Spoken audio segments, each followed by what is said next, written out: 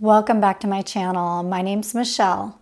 So recently I updated one of my walls that had some 1970s really nice paneling in it. And I decided to go for something just a little more classy. To start this project off, I needed to rip out that paneling and find out what was behind it.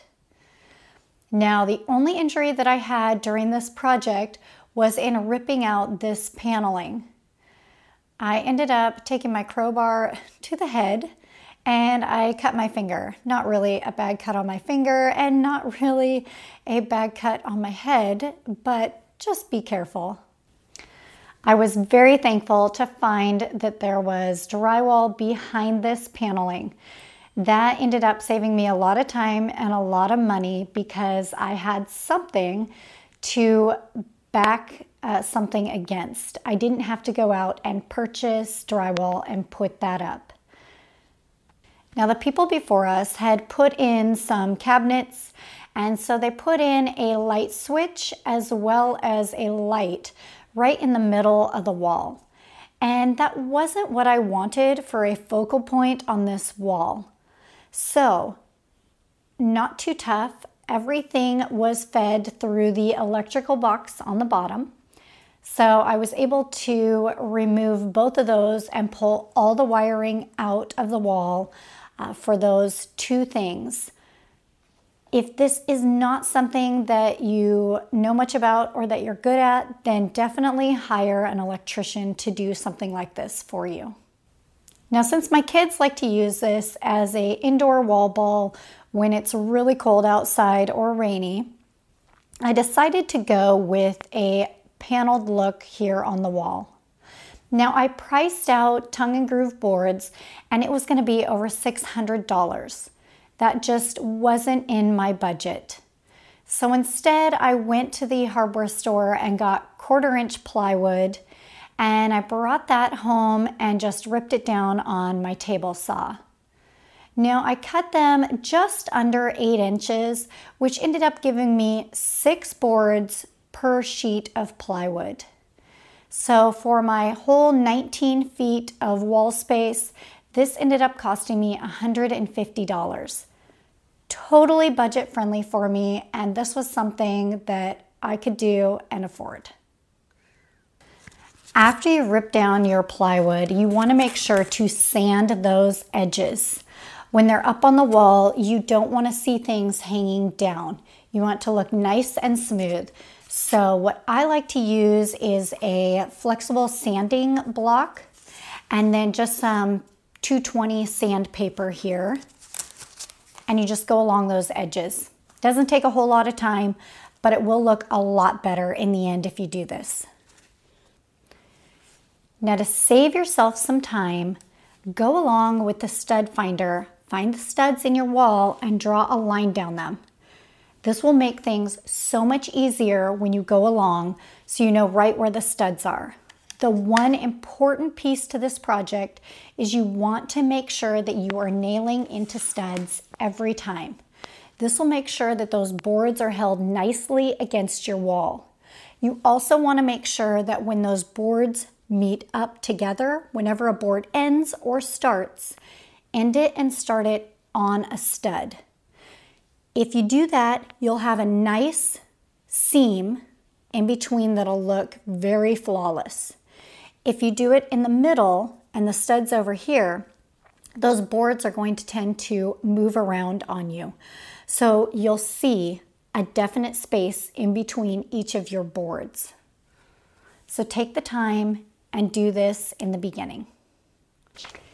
To attach the boards onto the wall, I used a nail gun and 1 1/4 inch nails. So new construction is going to be so much easier to put something like this on.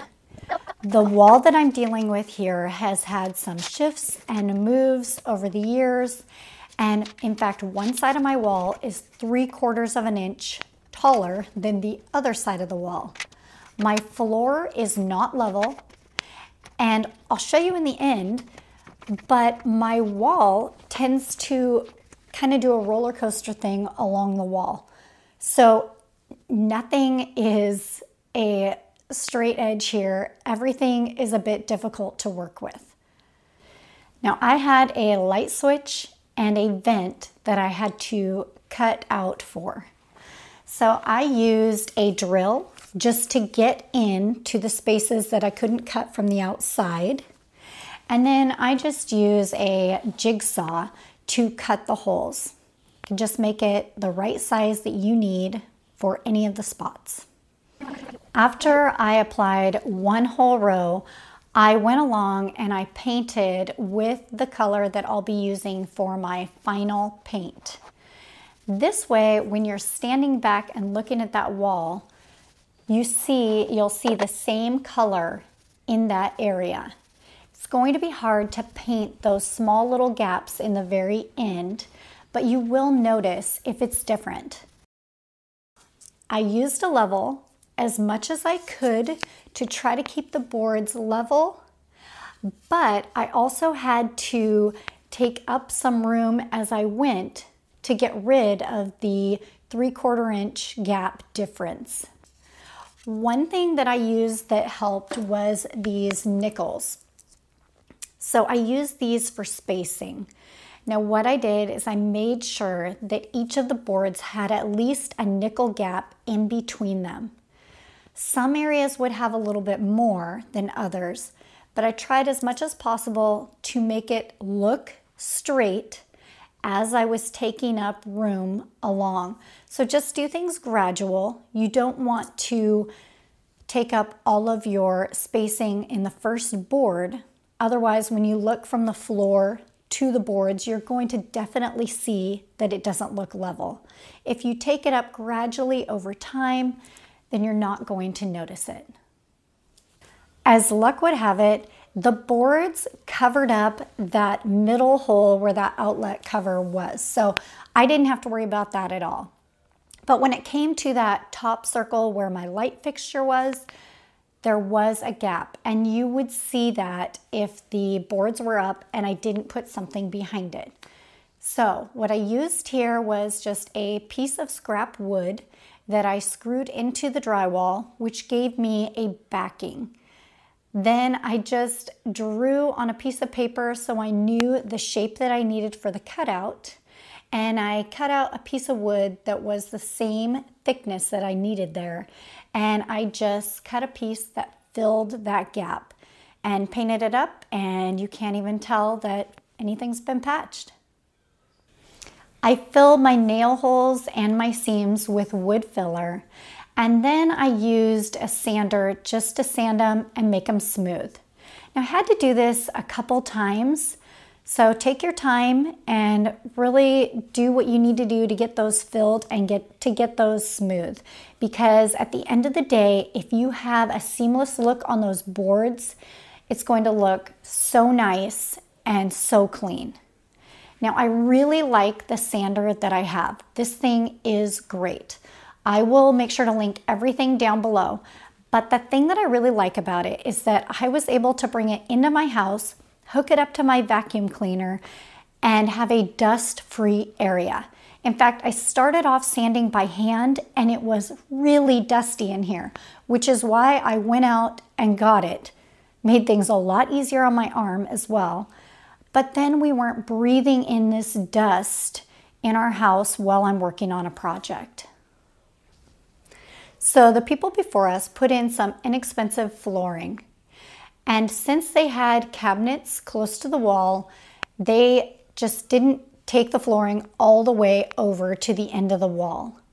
Now, there were a lot of problems with this. The flooring would have gaps in it because the floor would start to move over, and you'd have these gaps in different areas where it would collect dirt and things that would fall into it. It would look nice. And now that we've taken out the cabinets, you're going to see gaps in certain areas at the edge of the wall. So I headed down to the hardware store and I found the closest looking flooring that matches it. Unfortunately, you can tell that it is now wider than what is currently here. So flooring is now in these wider planks than the smaller ones that it used to be. So using the table saw, I just cut these down. It isn't perfect. This is just going to get me by until new flooring is in the budget. I attached 1-inch trim around all of the edges and 3.5-inch trim onto the bottom. Then I caulked all of the edges and used wood filler in between the boards. Now for prep work, I like to put down some paper on the floor. If it's done right and you don't go taping against your trim boards, but actually underneath it, you can leave this up for the whole time that you paint. Okay, I have painted so many things, so I want to give you some tips on things that I always go to now. When painting a wall, especially, I like to use a paint with primer in it. However, I have learned the hard way that you always want to use a primer first. Some of you may have remembered the chevron wall that I did, and the one regret that I had on it was that I didn't use a primer. Everywhere where I patched a hole, filled in some nail holes, something like that, you can see them. So when you stand back and you look at that wall, you can see spots, and it still bugs me to this day. I need to go back and repaint it, but it just is an overwhelming project for me, so I haven't gotten there. So make sure to always use primer, then put on your 2 coats of paint. I have found that not all tape is created even. The blue tape is what I began with, and I do still use the blue tape for a lot of things. However, there's different tapes out there that are just a little bit stickier, and when you put that on the wall, it gives you these seamless lines. So when you paint and you pull this off, you've got a nice clean line. This is going to be a little more expensive, and it's also going to be a little harder to deal with when you pull it off because it's really sticky. It sticks to your gloves and everything, but it works. It's worth the money. Now the best thing for this project was an angled brush. This helps you get in those corners and along all of your seams. And since this paneling is smaller, this smaller roller brush here worked the best, because if you had a big brush and you went along, it's easier to get paint in between the boards in that gap, and you don't want that. So this small one just made it nice and easy for me to go along and make sure I was getting paint in the right areas for the boards. Now for the rollers, I get a packet of them. They're not very expensive, and I replace it every time. If you try to reuse these, you start ending up getting these hairs in the paint, and you don't want that either. One other thing that you're going to want for this project is a toothpick. So when painting, if you find that in between the boards you have some paint that has gone in between, immediately take your toothpick and just clean out that paint. And now it's time to put on all of the covers, and the wall is done.